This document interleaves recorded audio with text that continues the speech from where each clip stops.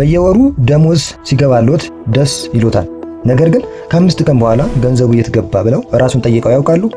በየቀኑ የሚጠጡት ቡና፣ በየሳምንቱ የሚገዙት አልባሳት ወይም ደግሞ ያላሰቡት ወጪ ህይወቶን በድህነት አዙሪት ውስጥ አስሮት ይሆን? ዛሬ የማሳያችሁ ዝም ብሎ ምክር አይደለም። በዓለም አቀፍ ደረጃ በሚሊዮኖች የሚቆጠሩ ሰዎች ህይወትን የቀየሩ ነገር ግን ከኢትዮጵያ ነባራዊ ሁኔታ ጋር ተዛምደው የተዘጋጁ 5 ወርቃማ የፋይናንስ ስልቶች ነው። ይህ ቪዲዮ እስከ መጨረሻው ካያችሁት ከዛሬ ጀምሮ ለገንዘብ መጨነቅ ትታችሁ ገንዘብ ለእናንተ እንዲሰራ ታደርጋላችሁ። በተለይ 5ኛው ስልት የሁሉንም ስኬታማ ሰዎች ሚስጥር ነው። ዝግጁ ናችሁ? ወደ ፕሮግራሙ ቀጥል።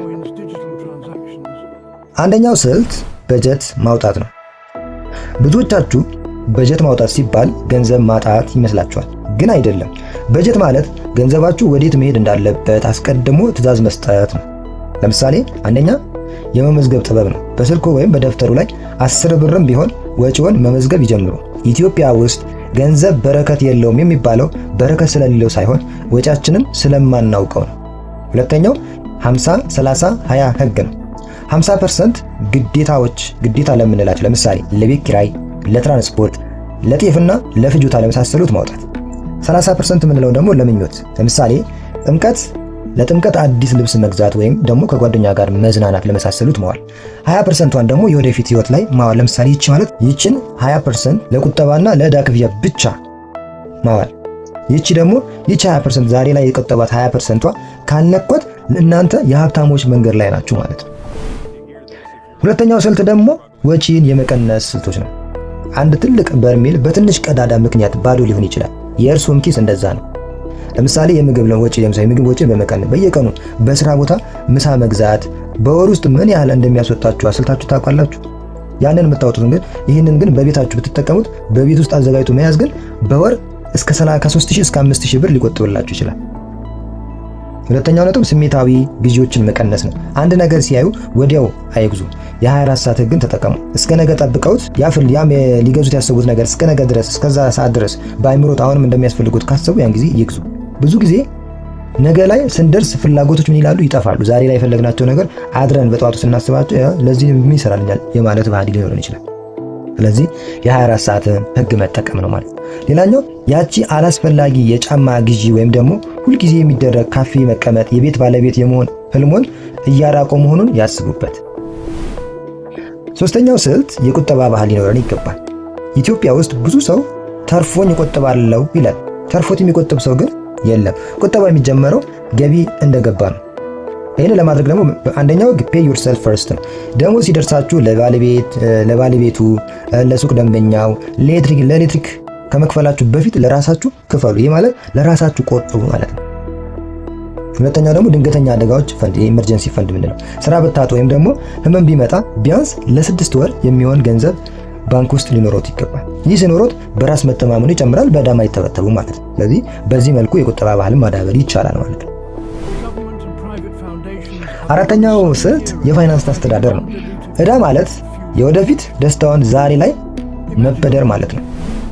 ወደፊት ሊደሰቱበት ያሰቡበትን ገንዘብ ዛሬ ባለመቆጠቡ ምክንያት፣ ዛሬ ገንዘቦትን ባለማስተዳደሩ በአግባቡ ባለመያዙ ምክንያት ነገ ላይ ምን ያዝናሉ? ነገ ላይ ሊደሰቱበት የሚችለውን ገንዘብ ዛሬ ላይ ምን ያደርጉታል ማለት ነው? ይጠቀሙታል ማለት ነው። ይሄን ለምሳሌ በሱስ እንመለከተው። በተፈጥሮ የሰው ልጅ በአእምሮ ውስጥ የደስታ ሆርሞን የሚባል አለ። ፈጣሪ ሲፈጥረን በየቀኑ ልኬት አሉ ያ ሆርሞን የሚመነጭበት። እኛ ግን ሱሰኛ ከሆነ ለምሳሌ ቡና ሱስ ካለብን የሻይ ሊሆን ይችላል፣ ሌላም ቀላል ሱሶችን ለምሳሌ መውሰድ እንችላለን። ይህንን በምንጠቀምበት ጊዜ ለነገ ላይ እግዚአብሔር ያዘጋጀልንን የደስታ ሆርሞን ለዛሬ እናደርገዋለን ማለት ነው። ስለዚህ ነገ ላይ ስንደርስ ምን እንላለን? ያ ሆርሞን ዛሬ ላይ ስለተጠቀምነው ነገ ላይ ስንደርስ ምን እንላለን? እንፈዛለን ማለት። ገንዘብም እንደዛ ነው። ለወደፊት የሚሆኑትን ገንዘብ ዛሬ ላይ ባለመቆጠቡ ምክንያት ከተጠቀሙት ነገ ላይ ያዝናሉ ማለት ነው። ስለዚህ አንደኛው ነገር ምንድነው? ከፍተኛ ወለድ ያላቸውን ዕዳዎችን ማስቀደም ነው። በመጀመሪያ ከሰው የተበደሩትን ወይም ደግሞ ባንክ ያለቦትን ዕዳ በፍጥነት ማለት ያለቦት ከፍለው ይጨርሱ በመጀመሪያ። ሁለተኛው ደግሞ ትንሽ ነገር ትልቅ ለውጥ ስለሚያመጣ ለምሳሌ በቀን 50 ብር አላስፈላጊ ወጪ ብናድን፣ ለምሳሌ ለቡና ሊሆን ይችላል፣ ለሻይ ሊሆን ይችላል፣ ለማስቲካ ሊሆን ይችላል፣ ለሌላም ነገር አላስፈላጊ ወጪ ነው። እነዚህዎችን ለምሳሌ አስቀርተን ብንቆጥባቸው በወር 1500 ብር እናተርፋለን። 50 ብር ብቻ በመታወች ነው። ለምሳሌ ቡና ዛሬ ስንት ነው? ከ50 ብር እስከ 70 ብር ድረስ ይሸጣል። ስለዚህ ቡና አልጠጣም ብለን ያችን ለቡና ያሰብናትን ግን እየቆጠብን ብንመጣ በወር ስንት እናተርፋለን ማለት ነው? 1500 ብር እናተርፋለን። በአመት ስናስላው ደግሞ ወደ 18000 ብር አካባቢ ይሆናል። ይህ ገንዘብ ለአንድ ትንሽ ቢዝነስ መነሻም ሊሆን ይችላል። ላላላ አምስተኛው ስልት ደግሞ የገቢ ምንጭን መፍጠር ነው። ቁጠባ ብቻውን ሀብታም አያደርግም። የቁጠባ ጣሪያ አለው፣ የገቢ ጣሪያ ግን የለውም። ስለዚህ የገቢ ምንጭን ለመጨመር አንደኛ ተጨማሪ ገቢን መፍጠር ነው። ካሎት መደበኛ ስራ ጎን ለጎን ምን መስራት ይችላሉ? ለምሳሌ ዲጂታል ክህሎት ሊሆን ይችላል፣ የትርፍ ሰዓት ስራ ሊሆን ይችላል፣ በትንሽ ካፒታል በትንሽ ገንዘብ የሚጀመር ንግድ ሊሆን ይችላል። እነሱ ምን ማለት ነው? መጀመር ነው። ሁለተኛው ኢንቨስት ማድረግ ነው። የቆጠቡትን ገንዘብ ባንክ ላይ አሁን ገንዘብ አሉት፣ ያችን የቆጠቧትን ገንዘብ ወደ ስራ ማስገባት፣ ገንዘብ ለእርሶ እንዲሰራ ማድረግ የመጨረሻው የብልጽግና ደረጃ ይሄ ነው ማለት ነው። ያን ያስቀመጡት ገንዘብ የሆነ ስራ ላይ ኢንቨስት ሲያደርጉት ያ ኢንቨስት ያደርጉት ገንዘብ ምን ያደርጋል? መልሶ ለእናንተ ይከፍላችኋል ማለት ነው። እንግዲህ እነዚህ 5 ስልቶች በወረቀት ላይ ቀላል ሊመስሉ ይችላሉ። ወረቀት ላይ ስናሰፍራቸው ቀላል ሊመስሉ ይችላሉ፣ ግን በተግባር ሲውሉ ህይወትን ይቀይራሉ። ሀብታም መሆን የሚጀመረው ከኪስ ሳይሆን ከአይምሮ ነው። ዛሬውኑ ወጪውን መመዝገብ ይጀምሩ። ይህ ቪዲዮ ጠቃሚ ሆኖ ካገኙት ለምትወዱት ሰው ሼር አድርጉት። የእናንተ የገንዘብ አያያዝ ልምድ ምንድን ነው? የትኛው ስልት ከበዳችሁ? ከታች በኮሜንት መስጫው ላይ ንገሩኝ። ሁሉንም አነባለሁ። እንደዚህ አይነት የህይወት ለውጥ የሚያመጡ ቪዲዮዎች እንዲደርሱት ደግሞ ሰብስክራይብ፣ የደወል ምልክቷን መጫን አይርሱ። በሚቀጥለው ቪዲዮ እስከምንገናኝ በገንዘባችሁ ላይ ምን ይሁኑ ሙሉ ስልጣን ይኖራችሁ። ቻው።